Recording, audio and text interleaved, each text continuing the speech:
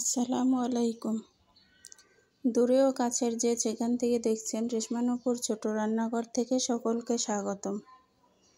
আজ আপনাদের মাঝে নিয়ে আসছি একবারে নতুন একটি রেসিপিটি খুবই সুস্বাদু এবং মজাদার। চলেন ঘুরে আসি রেসিপি থেকে। এখানে দেখেন আমি কয়েকটি বেগুন নিয়েছি। বেগুনগুলো খুব সুন্দর তরতাজা, দেখতেই পাচ্ছেন। এখন আমি বেগুনগুলোকে মাঝারি সাইজের পিস করে কেটে নিচ্ছি। এখন এই বেগুনগুলোকে আমি কিভাবে কাটছি দেখেন, এই যে একভাবে পাতলা পাতলা করে কেটে নিচ্ছি। তবে কাটার সময় খেয়াল রাখতে হবে, একটু কম বেশি করে কাটতে হবে। এই যে দেখেন আমি আবার অন্যদিক বেলে কাটে নিচ্ছি, চিকন চিকন করে কাটতে হবে অবশ্যই। এখন আবার অন্য সাইড থেকে আমি কেটে নিচ্ছি। অবশ্যই বেশি কম করে কেটে নিতে হবে, নয়তো বেগুনটা মাঝখান থেকে ভেঙে যাবে। এই যে দেখেন,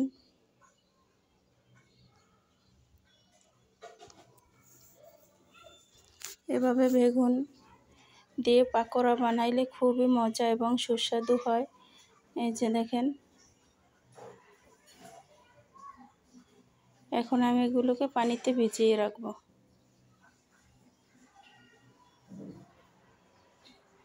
আরও একটি আমি দেখিয়ে দিচ্ছি, দেখেন আপনারা যাতে বুঝতে পারেন। দেখেন, অবশ্যই কম বেশি করে কিন্তু কেটে নিতে হবে, নয়তো বেগুনে যে পাতলা করে কেটে নিয়েছি, এখন আবার অন্য সাইড থেকে কেটে নেব।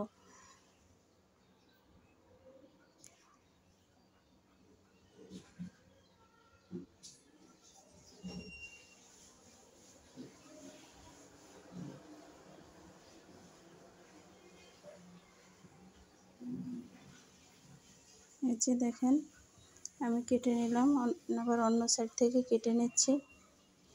একবার লম্বালম্বি করে আবার আড়াআড়ি করে কেটে নিতে হবে। এই যে দেখেন, দেখছেন মাঝখানটা কিন্তু একটু কাটা হয়নি, যাতে দুই দিক থেকে এটা একটি ডিজাইনের মতো হয়েছে। দুই দিক থেকে কাটছে, আর মাঝখানে অল্প একটু জায়গা কাটিয়ে নিয়েছে। এই যে আমার সবগুলো বেগুন কাটা শেষ। এখন আমি পানিতে ভিজিয়ে রাখলাম। কাটতে কাটতেই দেখেন কতটা সুন্দর হয়েছে বেগুনগুলো। মাশাআল্লাহ, দেখেন দেখতে কত সুন্দর লাগছে।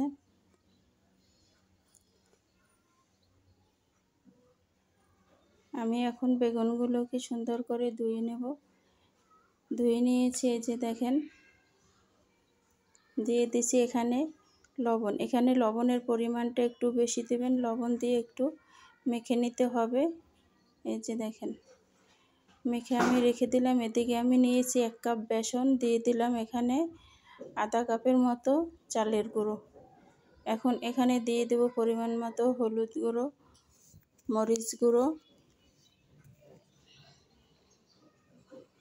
স্বাদ মতো লবণ,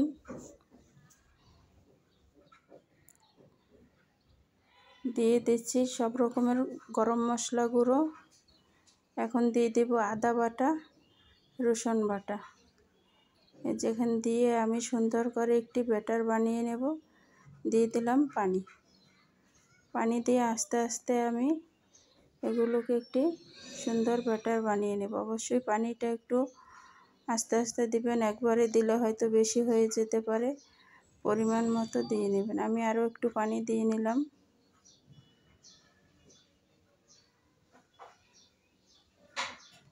এই যে দেখেন, তাও একটু ঘন, আমি আরও একটু পানি এখানে অ্যাড করে দেব।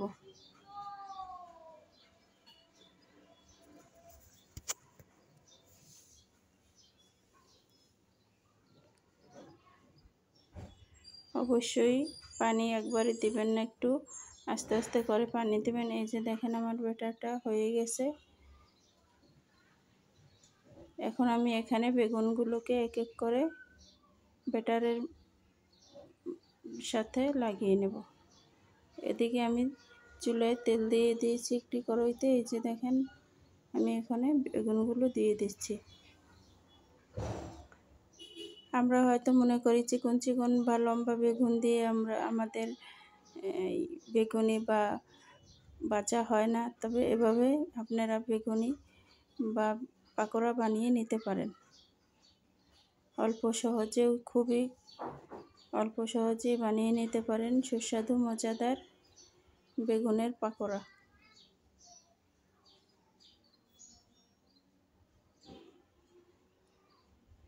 যে আমি উল্টে পাল্টে এগুলোকে ভেজে নিচ্ছি, যে দেখেন উঠিয়ে নিলাম। এদিকে আমি আবার দিয়ে দিচ্ছি। যে আমার পাকোড়া হয়ে গিয়েছে ভাজা, দেখেন দেখতে কতটা সুন্দর, খেতে তো আরও সুস্বাদু এবং মজাদার। বাচ্চাদের তো খুবই পছন্দ, এভাবে বানিয়ে দিলে বাচ্চারা একবারে লুটে পুটে খেয়ে নেবে। এই যে দেখেন, আমার ভিডিওটা যদি ভালো লেগে থাকে অবশ্যই লাইক কমেন্ট শেয়ার করে দেবেন। একটা আমি ভেঙে দেখাচ্ছি, দেখেন একবারে ভিতর পর্যন্ত কিন্তু বেসনের ব্যাটারটা চলে গেছে। দেখতেই পাচ্ছেন কতটা সুন্দর হয়েছে। অবশ্যই একটি লাইক দিতে ভুলবেন না। ভিডিওটা ভালো লেগে থাকলে লাইক কমেন্ট শেয়ার করে দিবেন।